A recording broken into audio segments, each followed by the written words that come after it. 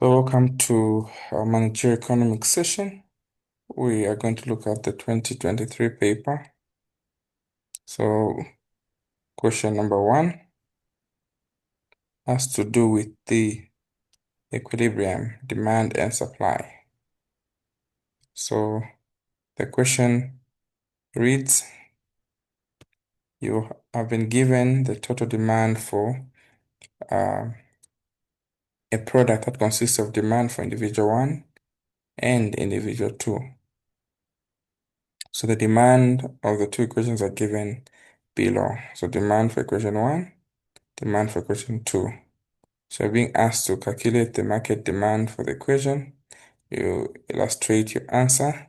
And as a manager, what information do you derive from the demand curves? So before I proceed with this question, I must make mention to say that demand has a negative relationship. So all demand curves are downsloping. They look something like this. So using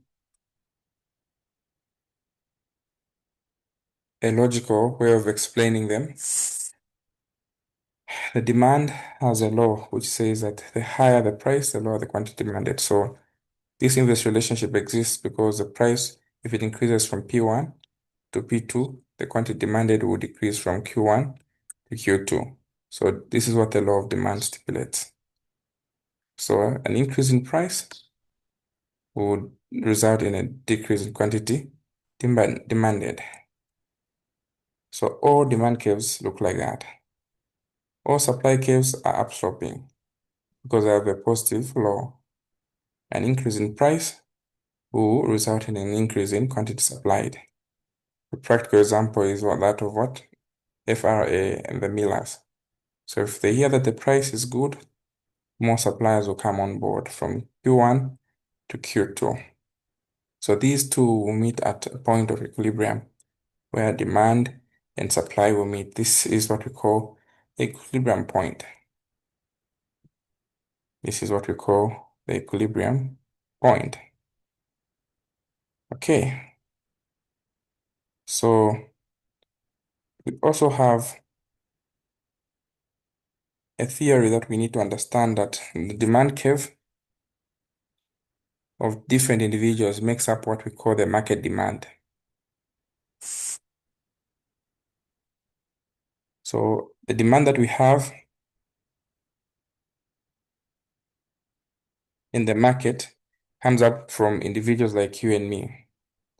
So if you have a demand from individual 1,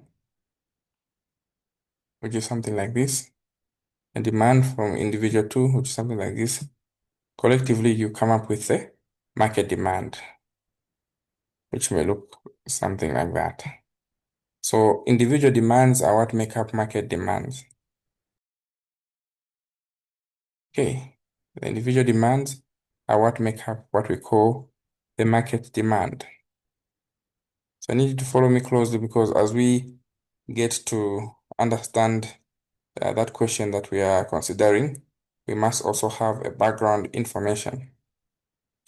So the market demand is very important to understand.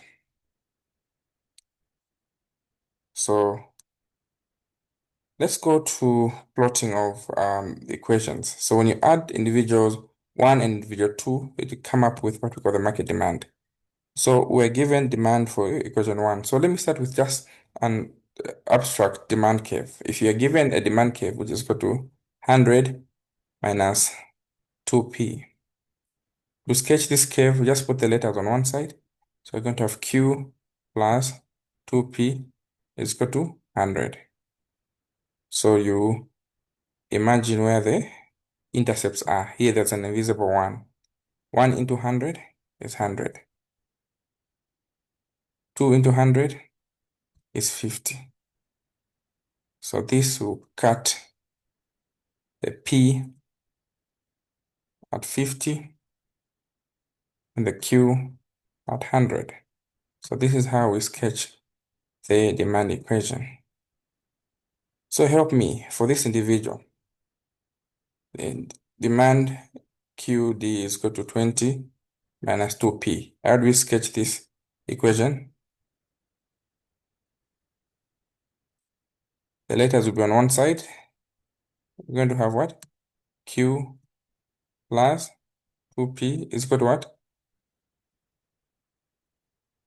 20. Are we together? So there's an invisible one there. 1 into 20 is 20. 2 into 20 is 10.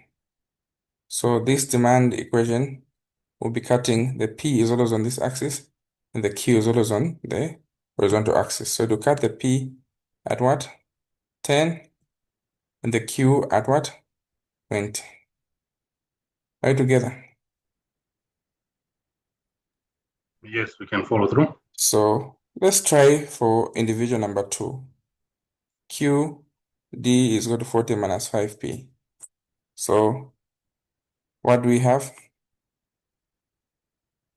We're going to have Q is equal to 40 minus what? 5P. So we put the letters on one side. So here we're going to have our 40 as the number on the far end here. So 1 into 40 is 40. 5 into 40 is 8. So it will cut the P at what? 8 and the Q at 40. So this is what we call the choke price. So for demand 1, the choke price will be at what? 10, the maximum. The choke price for demand 2 will be at what? 8. All right? So remember, demand 1 and demand 2, when you add them, they'll give you what we call the market demand. The market demand is simply the summation of individual demand curves. So we will add this to demand and we'll see what we're going to get. So Q1, QD2. So we're going to add them. So 20 minus 2P plus 40 minus 5P. All right, are we following? So is equal to Q. I want to find out what this Q is. Right. So 20 plus 40, we get 60. Okay. Minus 2P minus 5P is minus 7P. So collectively, this is what we call the market demand.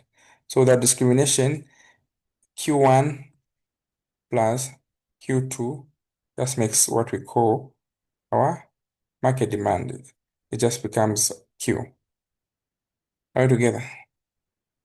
So how do we sketch now this market demand that is derived from the individual demand curves?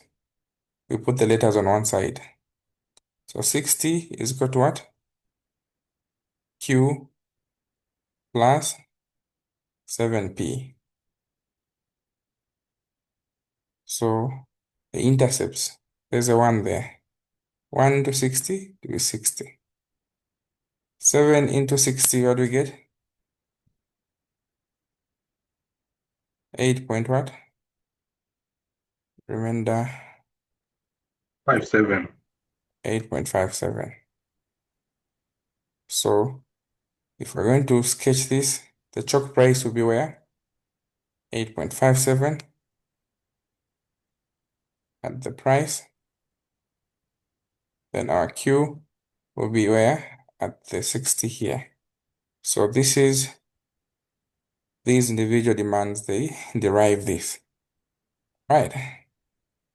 Are we following together? So we are answering our 2024 question paper. So what is a market demand equation and graphically illustrate? So that is our illustration. Okay, if there are any questions at this point, please you can ask or forever hold your peace. So the valid prices for both Okay, should be between 0 and 8 for um for the so what comment can we give from here? We're able to tell that the valid prices for the market demand here could be from 0 to 8. Okay, the price should be between 0 and 8. Okay, so this is for the market demand. Then the valid prices for individual, the one who buys only um individual one, so it's between 8 and 10. Then so this is from the graphics there. So we're asked to explain and interpret these graphics. So we can tell here that the choke price is simply the highest price that the consumer is willing to pay before the demand falls. So we looked at the choke prices. Those are the choke prices here. That is the highest price that the consumer is willing to pay before the demand falls. Okay. So this helps us in having a pricing strategy for production purposes, for planning purposes. So um, that is how our questions are supposed to be answered here. As a manager, the information above, okay? As a manager, what information do you derive from the above? Okay, so we can say number one, the choke prices there that we are seeing are indicating the highest prices that our consumers are willing to pay. Then the sensitivity of the slopes, they are different here, which show the responsiveness of demand to prices changes. Okay. Sorry, Mr. Collins, you can come again on the second reason that the manager can derive. Okay. So for those that have joined us, who were just learning how that individual demand curves are able to culminate into um, individual um, demand curves are able to culminate into the market demand. So we looked at how individual one and individual two collectively are able to help us come up with a market demand. So we've done the graphics there. So as a manager, from the above information, what do these curves tell us? So the curves will tell us the following. We're trying to explain these curves here. What do they tell us? So I'm going to give you 5 key points that we must underscore. Number one, let me just beam them. As a manager, the demand curves are crucial for decision making in the sense that they will help us in showing the price quantity relationship. They help us to show at what quantity can we sell at the highest price that will give us a highest revenue, because we know price times quantity give you the total revenue. Number two, they help us ascertain the market potential. So the horizontal intercept will show you the market size that you may expect from the firm, from the market. So if the product is free, or if the product is infested, if there are many sellers of the product, you're able to tell. It also helps us understand the aspect of elasticity, which is price sensitivity. So these slopes that we're seeing there, we're seeing how one was like this, the other one was like that.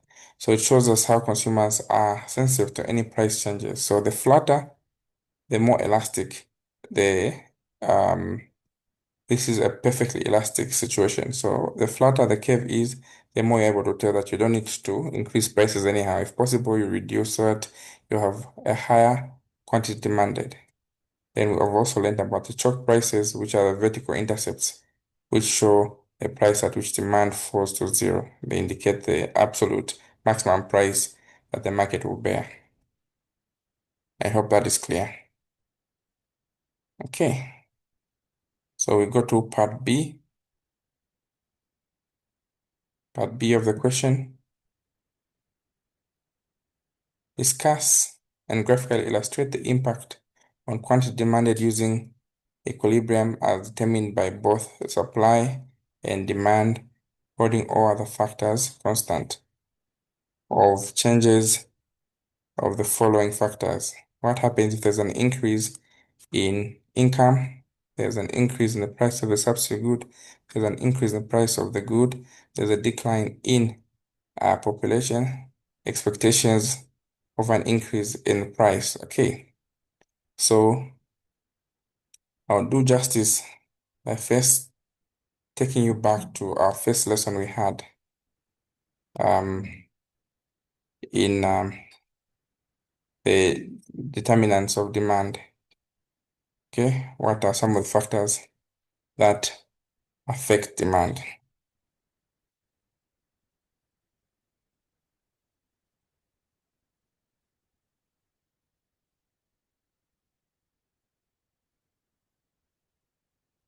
What are some of the factors that affect demand?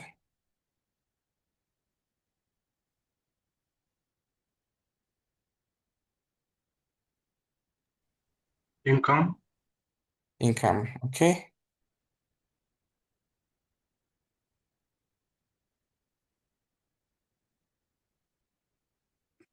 Also price. Price, okay.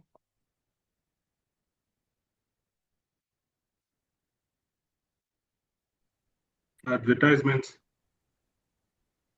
Advertisement, correct.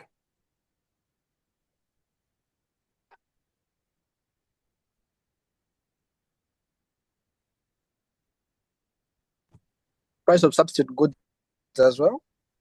The price of substitute goods, okay. I'm loving the participation. So I want to, you can also include government policies, expectations, tastes. okay, great. So demand is affected by all those factors that you've talked about. We've talked about factors, the price of that actual good, demand of X on X, that's the price of that actual good, the price of a complement, the price of the substitute, the income. Okay, you said the advertising, the population, natural population, the expectations, the weather, the technology, okay, the tastes and preferences. There are many of these factors. So each of these factors have an impact on the demand, except that price has been singled out as the only factor that causes a movement along the demand curve. The rest of them will cause a shift. Now, this shift can either be inwards or outwards. So we need to understand now this relationship.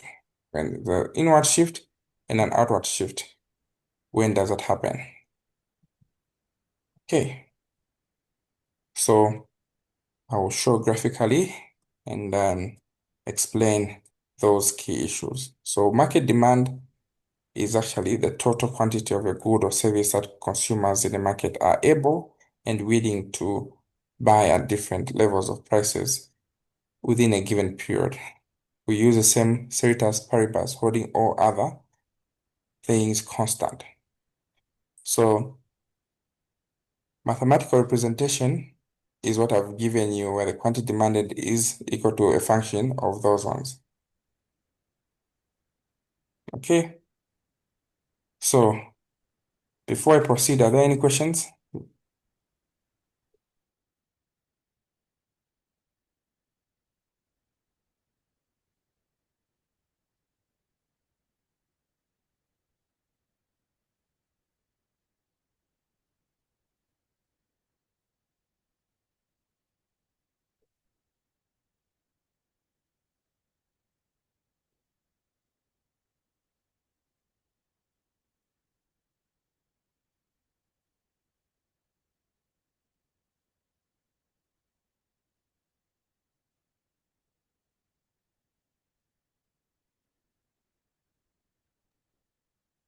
Okay, so if there are no questions, we proceed. So there are what we call movements along, and there are what we call shifts.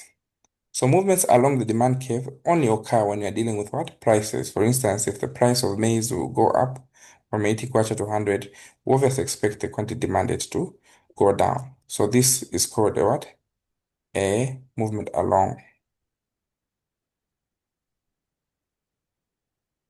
It only happens when you're dealing with price. Then there's also what we call a shift. A shift will happen when there are changes in demand, when demand actually changes. Okay? So shifts of demand curve will only occur when a non-price determinant will change. Like higher income, when you have higher income, there'll be more demand. So it will shift where? To the right. When there are fewer consumers, there's less demand. You shift to the left. So this has an impact on the quantity demanded and equilibrium. So let's start bit by bit by explaining um, issues to do with income. So when you are dealing with income, what should come into your mind are the two types of goods. So I'm going to talk about income, then I'll go to the substitute goods, then I'll go to the price itself, population, and expectations. So let's start with income. What comes to your mind when you're dealing with income? You're dealing with either a normal good or an inferior good. So an income elasticity or sensitivity has two things. If you have a negative, that is called an inferior good. An inferior good is a good that you demand less of when you demand what? When your income goes up. For instance, if you get more money, you buy less of such kind of a good. Not because you can't afford, but you can afford better. So we call that an inferior good. Example is maybe a black and white TV or thrifted clothes, Salaola. You want to buy designer clothes. So let's look at it in terms of graph. So if the demand increases, what happens? Demand increases with income. So when demand increases and your income increases, there'll be a shift in demand from D1 to D2, okay? And to shift to the right. So this is when you're dealing with a normal good. When your demand increases, you shift to the right when your income increases. But in an instance where the demand will decrease whilst income is going up, that is called an inferior good. Example, thrifted clothes or local beer. All right? So meaning you're going to have this scenario. So income will increase, but your demand will do what? Will decrease from D1 to D2. So this is happening. Income is denoted by the letter Y or I. When income increases, this is when income decreases. Are we together? So this is called an inferior good. And on top, it is called a what? A normal good. So the effect on equilibrium is that there will be a shortage at the odd price. So the price rises and your equilibrium move at P2, which is higher, and Q2 to a higher place, because if this is your supply and this is your initial quantity at equilibrium. So when there's an increase in income here, it will increase from Q equilibrium to Q2. So this is what happens with normal good. Let me call this A. Equilibrium 1 to equilibrium 2. So this is what happens. So meaning the effect on equilibrium when there's an increase in the normal good will happen like that. All right. So we go to another uh, scenario. What happens in the increase of a price of a substitute? What is a substitute? These are goods with the same usage. They are competing goods. All right. They are goods like coffee and tea. If coffee becomes expensive, you resort to having what? Tea. So substitute goods have a similar context with wants, like Coke versus what? Pepsi. So if the price of good B rises, the demand for good A will increase. So it's like they feel nice and the price of the other increases.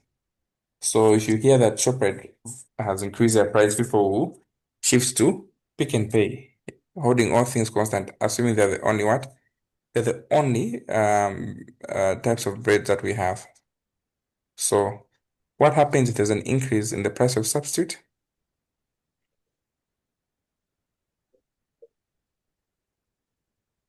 We're dealing with Pepsi and Coke. So if there's an increase in price of Pepsi, and this is a graph for the demand. So the demand for Coke will increase from DC1 to DC2, demand for Coke 2. Why? Because obviously the demand for Pepsi went down. So people went to do what? To buy more of Coke. So this is what happens. The effect on equilibrium will be rightward as well of demand because you're going to have a high price and quantity sort. So if the price of fuel increases, the demand for public. Sorry, Mr. Collins, we can't see the graphs you are drawing for the substitute code. Okay, here we are. Sorry. Thank you. Are you able to see now? Yes. So the price of Pepsi increases, the demand DC1. So demand for Coke will increase from DC1 to DC2. So this is because these two are competing. So when the price of Pepsi goes up, the demand for Pepsi will go down, causing the demand to shift to the other good. So this is what we call the substitution effect. So in terms of equilibrium, so equilibrium will move also upwards from equilibrium 1 to equilibrium 2. So it will go to the rightward. So meaning that we higher price. So from this low price here, it will be higher price and higher quantity sold for this Coke. All right. So this is the scenario in that context. I talked about population denoted by N. It's another important factor that affects demand. What happens if there's a decline in population?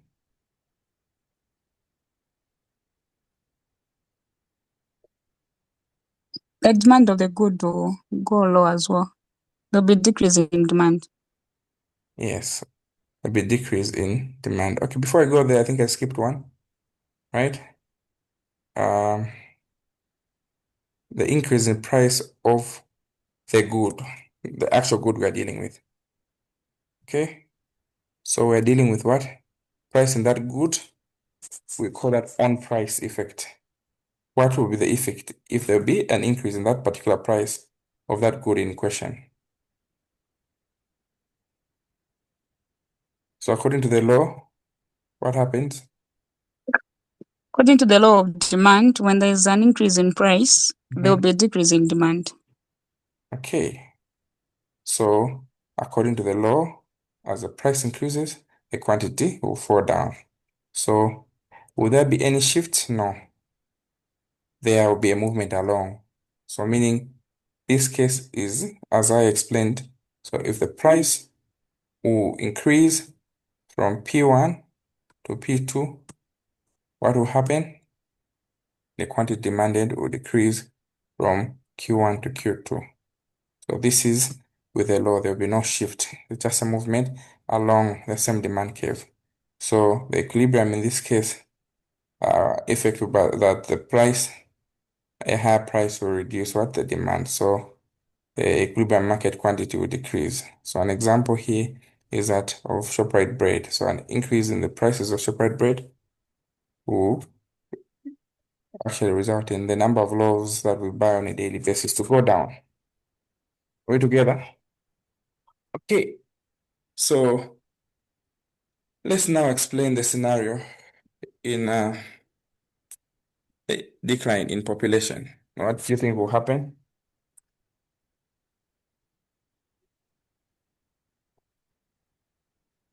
There will be a decline in demand as well. There'll be a decline in demand.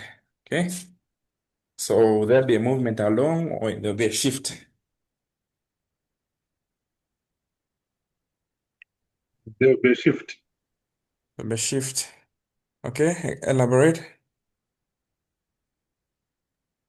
Okay, so there will be a shift to the left side of the demand curve. Mm-hmm. That's precise. There'll be a shift to the left side of the demand curve. All right. So we have fewer what? Fewer consumers. So meaning there's less what? There'll be less demand. So the demand curve will shift leftwards. So the equilibrium effect is that surplus emerges at the odd price. So the prices will fall until equilibrium at the lower P2 and the lower Q2 emanates. So out of migration in the rural areas, they reduce the demand for goods like cooking oil, soap. Out of pandemics like deaths, there'll be a reduction in what? The market size. So this will cause a shift in demand leftwards. So you need to also give practical examples as you do. You can't leave an economics exam without an illustration of a graph. All right. So we lastly go to part 5, expectations of an increase in the price of a good. What will happen when the expectations in the price going up?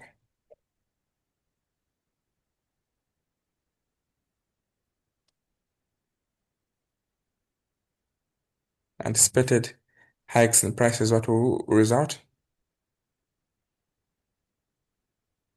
There will be high demand. I think there'll be more purchases. There'll be more purchases. Good. The way we queue up for fuel when we know that at midnight they'll increase it. So anticipated hikes will encourage current prices. They want to buy at a lower price now to offset the future high price. So the demand will shift to the right. Thank you so much for your attention and your participation. We end here.